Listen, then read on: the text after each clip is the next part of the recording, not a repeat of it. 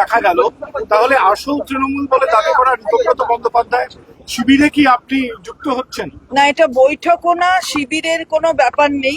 এখানে যদি আমি বিধানসভায় এসেছি, আমার কতগুলো যে নথিপত্র দিতে হবে আমাদের, যা এখানে পেনশন টেনশনের জন্য, তো সেই জায়গায় যদি আমায় সেই নথিগুলো নিতে হয় কিংবা কি আমায় দিতে হবে সেটা জানতে হয়, আমাকে তো একটা ঘরে বসতে হবে। সে ঘরটা নিশ্চয়ই সরকার পক্ষের ঘরে গিয়ে বসবো না, বিরোধী পক্ষের ঘরে গিয়ে বসবো। আমি তাই মন্তব্য করেছেন বাড়ি থেকে বেরোনোর পরে যে কালের নিয়মে সবাই অন্য পক্ষে যেতে হয়, আপনি সেটা পা মেলাচ্ছেন। আজকে কি আমরা ধরে নিতে পারছি ঋতব্রত বন্দ্যোপাধ্যায় সেখানে আপনি চেষ্টা করেছেন? না, আমি কালের নিয়মে চলতে হয় সকলকে, অন্য পথে যেতে হয় সেটা বলিনি। কিন্তু কালের নিয়মে যেখানে নিয়ে যায় পথ সেখানে যেতে হয়। কালের যাত্রা ধ্বনি শুনিতে কি পাও, তারই রথ নিত্যই উঠাও। সুতরাং সেটা আমাদের মনে রাখবে, সেটা যেখানে যেদিকে নিয়ে যাবে সময় বলে দেবে। আপনারাও দেখবেন, সবাই দেখবে, আমিও দেখবো, আমাকেও কাল কোথায় নিয়ে যাবে। আপনি গতকালের ঘটনার প্রসঙ্গ তুলেছেন, আপনি মর্মাহত সে কথাও বলেছেন, কিন্তু তারা অভিযোগ করছেন যে আপনি কেন তাদের বাধা দিলেন। আমি কাকে বাধা দেবো? আমার কাছে আসেইনি তো, ওরা আমার কাছে আসেইনি। আমার কাছে ঢুকলে তবে তো বাধা দেবো যে এই ঘরে ঢুকো না। আমি কোথা থেকে বাধা দেবো? কাদের বাধা দেবো? তাহলে যা আমি বলি, যা সিকিউরিটি রাখা, সেগুলো তো ওখানে রাখা থাকে, দলের পক্ষ থেকে রাখা থাকে। তাহলে তাদের বাধা দিলে তো তারাই দেবে। আমার ঘরেই তো ওরা ঢুকেনি, কেউ ঢুকেনি। বলছেন যে আপনার যে মান অভিমান মমতা বন্দ্যোপাধ্যায়ের কথাই যে আপনার মনক্ষুণ্ণ হয়েছেন, এই বিষয়গুলো আগে হতো না, কারণ আগে আপনার কাছে প্রচুর দপ্তর ছিল, আপনি বড় মন্ত্রিত্ব ছিলেন, সেই সময় আপনার ছিল, তখন আপনি আমি আবারও বলছি যে আমার নিশ্চয়ই লোকে দেখেছে যে আমার অনেক ক্ষমতা আছে, আমার অনেকগুলো দপ্তর, কিন্তু সেই দপ্তরে আমার নিজস্ব মতামত দিয়ে আমার দপ্তর কতটা চালাবার ক্ষমতা ছিল সেটা নিশ্চয়ই আমাদের শ্রদ্ধা মমতা ব্যানার্জি তিনি নিজেও জানেন, এবং এটা আমার বলার দরকার নেই। কুণাল বাবু কি বলছেন সেটা নিয়ে আমার মতামত প্রকাশের কোনো জায়গা নেই। সেটা হচ্ছে যে একটা বিষয় তৃণমূলের তরফ থেকে বলা হচ্ছে যে গতকাল আপনি যেভাবে তৃণমূল ভবন ছেড়ে বেরিয়ে এসছেন, সেই সময় আপনি দলের নেতা কর্মী বিধায়ক বা দলের শীর্ষ নেতৃত্বকে যদি জানাতেন, তাহলে গোটা বিষয়টা তো অন্যরকম হতো। শীর্ষ নেতৃত্ব অর্থাৎ কারা যাদের বলছে, তারা কিন্তু ওখান থেকে আমাদের যে সহকর্মী ভাই ওখানে ছিলেন তাদের কুণাল বাবুদের জানিয়েছে, সেখান থেকেই জানিয়েছে। আমি তখন সামনেই ছিলাম, এবং আমি ওখানে বসা, যদি তা তড়িঘড়ি করে বেরিয়ে যাওয়া এটা যেটা বলা হচ্ছে, আমি তড়িঘড়ি করে বেরোই না। আমি ওখানে যতক্ষণ প্রতিদিন থাকি, কালকে সেরকমই ছিলাম। আপনাদের অনেক সাংবাদিকও আমাকে দেখেছে, আমি ঘরে বসেছিলাম। আমি ওরা এসেছে বলে পালিয়ে চলে গেছি, তাড়াতাড়ি চলে গেছি তা কিন্তু। আপনি তার আগেই বেরিয়ে যান, আপনার নির্দিষ্ট সময় বেরিয়ে যান, তারপরে ওরা আসে? আমি না, তারপরে এসেছে তা না, ওরা অন্য দিকে ছিল বোধহয়, আমার ঘরে আসেনি। আমি যে ঘরে, আমাদের অফিস ঘরটা, সেই ঘরে আসি। আপনি কি ঋতব্রত শিবিরে যোগদান করছেন? আমার কোনো, আবারও বলেছে, এক কথা দুবার বলতে হয় না, তুমি বুঝতেই পারো। আমি তো বাংলায় বলছি, কোনো ফরাসি বলছি। তাহলে যোগদানের প্রশ্ন নয়। আমি যদি এখানে আমার কোনো কাজ করতে আসি, আমি কোথায় বসবো? নিশ্চয়ই সরকার পক্ষের ঘরে জায়গায় গিয়ে বসবো না। আমি তো বিরোধীদের জায়গায় গিয়েই বসবো, তো বিরোধী পক্ষের যে ঘর সেখানে গিয়ে বসবো। এতে যোগদানের কোনো ব্যাপার নেই। চন্দ্রিমাদি কুণাল ঘোষ বলছেন যে আপনার ছেলে সৌরভ, তিনি আগেই গিয়েছিলেন ঋতব্রত শিবিরে, এবার আপনি যাবেন, সেই জন্যই বলছেন। এর কোনো মানে নেই, এর কথার কোনো উত্তর হয় না। সৌরভ তো অনেক দিন আগে, বেশ কিছুদিন আগেই গেছে। কুণাল ঘোষ বিশ্বাস করবেন কি করবেন না তা নিয়ে আমার খুব একটা মাথা ব্যথা নেই, কিন্তু আমাদের অনেকেই জানে এবং অনেকেই বিশ্বাস করবেন হয়তো, এবং আমাদের এলাকায় গিয়ে, যেখানে আমি থাকি সেখানে গিয়ে ছেলেদের জিজ্ঞেস করলেও জানতে পারবেন। কুণাল বাবু যদি একটু খোঁজ খবর নেন তাহলে জানতে পারবেন। এর মধ্যে সৌরভ যে 22 তারিখে নভোটেলে গেছে, সেই নভোটেলে যাওয়ার পর থেকে আমি সৌরভের সাথে গতকালের আগে অবধি একটা কথা পলিটিক্স নিয়ে বলিনি।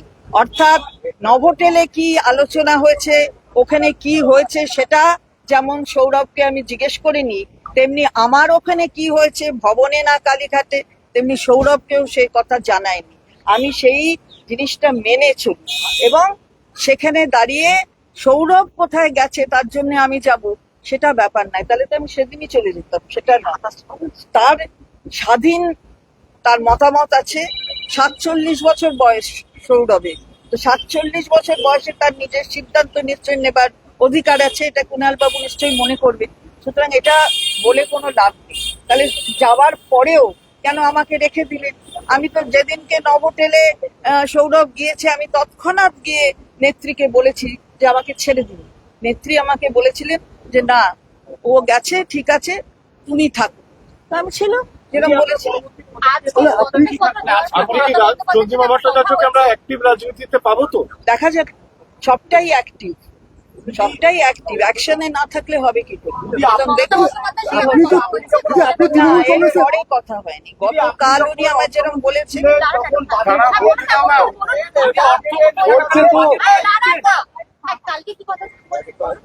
হ্যাঁ, ওই যে গতকাল এই ঘটনাগুলোর পরে তিনি আমাকে ফোনে বলেছেন যে আমি হাতে তুলে দিলাম, মানে এই কিছু এমএলএরা যারা গেছিলেন তাদের হাতে আমি ভবনটা তুলে দিলাম। তো আমি ভবন তুলে দেবার কি? আমি তো জানি না, তারা আমার ঘরে আসেনি, তাদের সাথে আমার দেখাও হয়নি। আমি বেরিয়ে গেছি, তারপরে তারা ওই ঘরে ঢুকেছে। সুতরাং আমার কাছে ভবন তুলে দেবার কোনো ব্যাপার নেই। সেটাইতেই তো আমি মর্মাহত হয়েছি, বেদনাহত হয়েছি যে আমার বিশ্বাসযোগ্যতা প্রশ্ন চিহ্নের মুখে। হয়তো আমার ব্যর্থতা, আমার কোনো অভিযোগ নেই, তাই জন্য তো আমি পদত্যাগ করেছি। দিদি, আপনি যখন অর্থমন্ত্রী ছিলেন, সেই অর্থমন্ত্রী হিসাবে বাজেট পেশ করার সময় সেই বাজেট কে লিখেছেন? কে লিখে দিত মন্ত্রগুপ্তি বলে দেব না, কিন্তু এটা আমি নিজে এত জানতাম না। কেউ লিখে দেয় না, এতো অনেকে থাকে, সে আলোচনার মধ্যে দিয়ে সেটা হয়। কিন্তু আমি যেটা বলতে চাইছি সেটা হচ্ছে, আমি জেনেছি, আমি জানি বাজেটের কথা খানিকক্ষণ আগে, জনতা যখন জানে তার খানিকক্ষণ আগে আমি জানি। প্রেস থেকে নিয়ে যখন সিকিউরিটি দিয়ে পৌঁছে দেওয়া হয় মন্ত্রীর বাড়ি, সেই আধিকারিকরা সেই দায়িত্ব পালন করে প্রেস থেকে নিয়ে এসে সারা রাত্রির হয়, আপনারা জানেন ছাপাটা সারা রাত্রির হয়, তার কারণ এটার অনেক সিক্রেসি বজায় রাখতে হয়। সেই সিক্রেসি বজায় রাখার মধ্যে আমিও ওয়ান অফ দ্য পার্সন যে ও যার জানার কথা নয় আর কি। আমি যখন এসে দেয় আমাকে, তখন আমি জানি, তার আগে জানি। চন্দ্রিমাদি, আপনি কি তৃণমূল কংগ্রেসে আছেন এখন? আপনি কি তৃণমূল কংগ্রেসে আছেন? আমি আবারও বলছি যে কোথায় কি আছি কি না আছি, আমি যেখানে ছিলাম সেখান থেকে আমি পদত্যাগ করেছি, সেই পদ থেকে, এবং যাবতীয় পদ থেকে পদত্যাগ করেছি। এমনকি যেগুলো ব্যাংকের আমি অথরাইজ সিগনেচারি ছিলাম, আমি সেই সমস্ত ব্যাংকের যেগুলো মানে তৃণমূল কংগ্রেসের, অল ইন্ডিয়া তৃণমূল কংগ্রেসের নামে ব্যাংক অ্যাকাউন্ট অথবা রিলেটেড ব্যাংক অ্যাকাউন্ট, আমি যার যার অথরাইজ সিগনেচারি ছিলাম আমি সব থেকে রিজাইন করেছি। এবং ইসিআই এর কাছে আমি কন্ট্যাক্ট পার্সন ছিলাম, আমাদের মাননীয় মুখ্যমন্ত্রীর পক্ষ থেকে দলের আমি কন্ট্যাক্ট পার্সন ছিলাম, মাননীয় মুখ্যমন্ত্রী অর্থাৎ পূর্ব মুখ্যমন্ত্রী। তো সেই জায়গায় দাঁড়িয়ে ইসিআই এর সেই জায়গা থেকে আমি নিজেকে বিদ্র করে নিয়েছি, সেটা আমি ইসিআই এর কাছে যথাসময় জানিয়ে। দলের সদস্য পদ দলের আমার দলের সদস্য সদস্য পদ গ্রহণ আর ছাড়ার ব্যাপার কোনো নেই। আমি দল স্টেটের পদ ছেড়েছি, এটাই ব্যাপার। এবারে দলের কি পদ রইলো না পদ রইলো, দলে রইলাম কি রইলাম না, আগে সময় যাবে, আমি তো বলেছি দেখেন। দিদি, একটা প্রশ্ন হচ্ছে যে এক এক করে আপনারা সকলেই বেরিয়ে যাচ্ছেন তখন তৃণমূল কংগ্রেসের বর্তমান যে অবস্থা কালীঘাট তৃণমূলের ক্ষেত্রে, সেক্ষেত্রে মমতা বন্দ্যোপাধ্যায়ের কি কোনো দোষ ছিল, যে কারণে আপনারা সকলেই না না, আমি কারোর দোষ দেখি না। আমি এত বড় লিডার নই যে আমি মমতা বন্দ্যোপাধ্যায়ের দোষ করবো দেখবো। উনি আমায় বলেছেন, আমার দুঃখ লেগেছে যে আমার বিশ্বাসযোগ্যতা, আপনারা জানেন এখানে যে আমার আনুগত্য কি, আমার বিশ্বাসযোগ্যতা কি। এমন কি আপনাদের সাথে আমি রূঢ় ব্যবহার করেছি, আমি স্বীকার করছি যে আমি বলবো না মন্ত্রগুপ্তি আছে অথবা মমতা বন্দ্যোপাধ্যায়ের নির্দেশ ছাড়া বলবো না, এটা আপনারাও সবাই জানেন। আমি রূঢ় ব্যবহার করেছি, আপনাদের কাছে আমি ক্ষমা প্রার্থী তার জন্য। আপনাদের প্রশ্নের জবাব দিইনি, আমি যখন তখন আপনাদের প্রশ্নের জবাব দিতাম।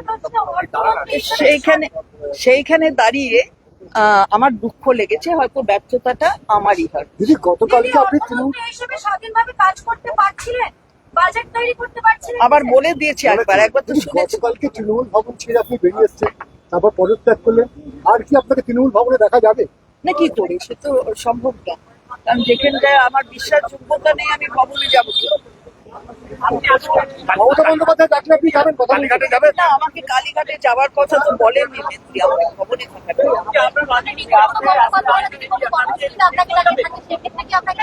কখন থাকবে, যখন যাব, এরকম হাইপোথেটিক্যাল প্রশ্নের জবাব দেওয়া যায় না, তাহলে উত্তরগুলো হাইপোথেটিক্যাল হয়ে যাবে।